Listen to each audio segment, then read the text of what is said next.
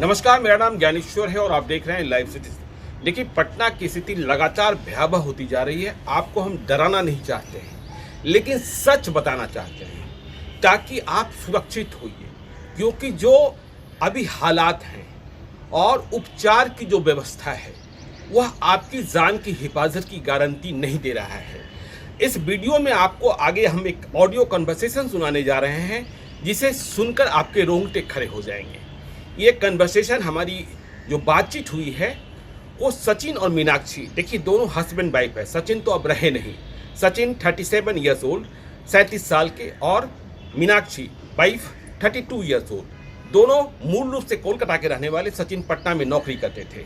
सचिन 10 दिन पहले बीमार हुए, मीनाक्षी भी बीमार हुई, कोविड पॉजिटिव हुए और फिर इन्हें सगुना मोड़ के हाईटेक हॉस्पिटल में भर्ती कराया गया। वहाँ उपचार चल रहा था, लेकिन कल शाम को हॉस्पिटल वालों ने कह दिया कि देखिए हमारे पास ऑक्सीजन की कमी हो रही है। सुबह हो सकता है कि ऑक्सीजन न रहे, क्योंकि सप्लाई का भरोसा नहीं है।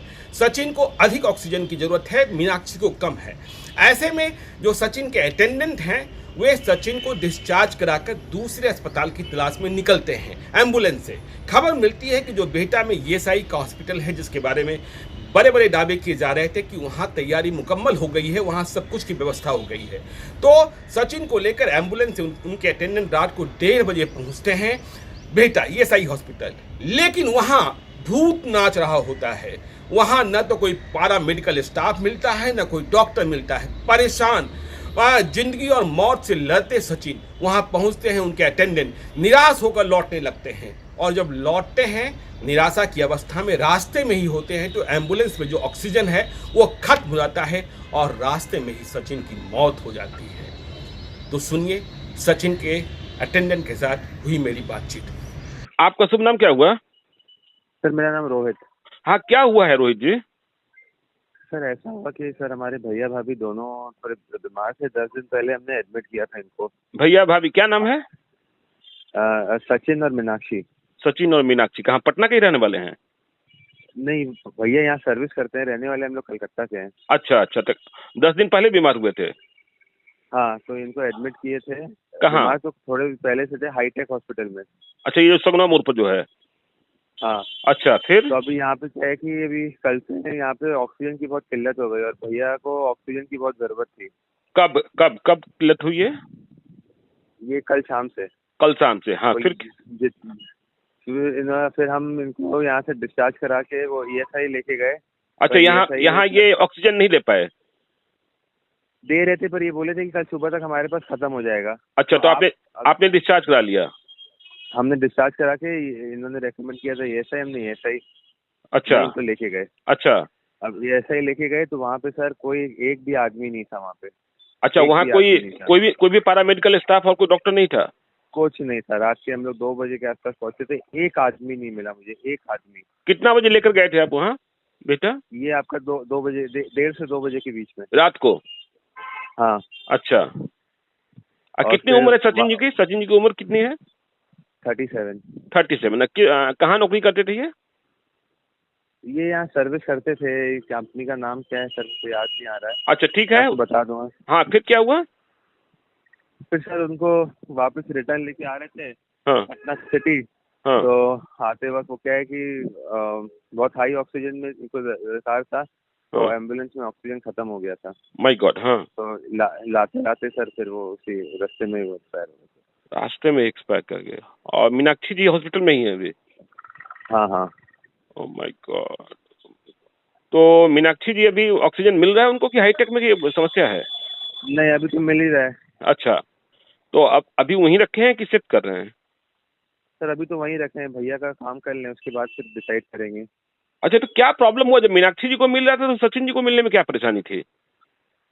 भाभी का तबीयत थोड़ा सा ठीक हो रहा था अच्छा, और भैया को एकदम हाई ऑक्सीजन की जरूरत पड़ गई थी। मीनाक्षी जी को मिल रहा है ना अभी ऑक्सीजन?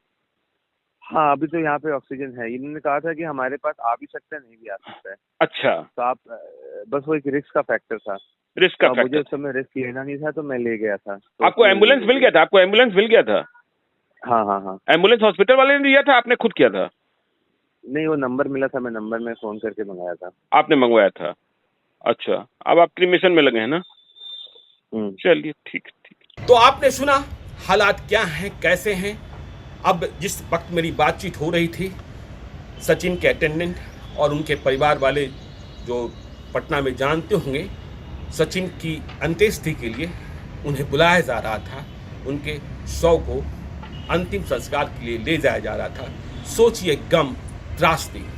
सचिन की वाइफ मीनाक्षी अब भी हॉस्पिटल में है, उनकी तबीयत भी ज़्यादा ही खराब है।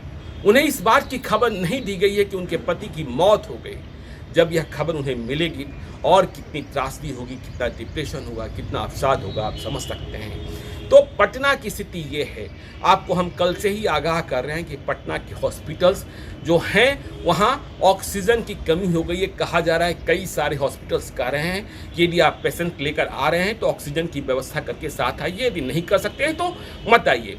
अभी से थोड़ी देर पहले मुझे खबर मिली कि पटना के जो डिस्ट्रिक्ट मजिस्ट्रेट हैं उन्होंने ऑक्सीजन के सप्लाई को लेकर जो प्राइवेट सप्लायर्स हैं उनके साथ बातचीत की है। इसके अलावा यह भी खबर मिली कि कहा गया है कि जल्द से जल्द नए प्लांट लगाए जाएं ऑक्सीजन के बिहार में। देखिए, तुरंत तो प्लांट लग नहीं सकते हैं। यह दुखद बात है कि जब कोविड 2020 आया, मतलब कोविड पिछले साल आया, तब हम चौकस नहीं हुए। हमने अपने सिस्टम को बहुत ज़्यादा डेवलप करने की कोशिश नहीं की। खबर ये भी है कि झारखंड, जहाँ ऑक्सीजन के प्लांट अधिक हैं, वो ऑक्सीजन देने से मना कर रहा है, क्योंकि झारखंड में भी स्थिति विकराल रूप लिए हुए है। तो आपने सचिन और मीनाक्षी की कहानी जानी। हम आपसे विनम्र निवेदन करते हैं कि बचिए, अपने को बचाइए, परिवार को बचाइए। स्थिति बहुत विकराल है, ऐसे में बचना बहुत ही मुश्किल है। इसलिए जितनी हिफाजत हो सकती है, जितनी सुरक्षा हो सकती है, उसे लागू कीजिए, उसे अपनाइए। घर से अनावश्यक मत निकलिए, सोशल डिस्टेंसिंग का पालन कीजिए। अभी बहुत ही बुरा दौर है, इस बुरे दौर से हमें और आपको निकलना होगा, तभी हम आगे बढ़ पाएंगे। आप देखते रहिए लाइव सिटी स्कूल। यदि अब तक आपने हमारे यूट्यूब चैनल को सब्सक्राइब नहीं किया है तो जरूर कर लीजिएगा, और यदि इस वीडियो को आप फेसबुक के माध्यम से देख रहे हैं तो पेज को लाइक कीजिएगा, ट्विटर पर भी हमें फॉलो कीजिए। धन्यवाद।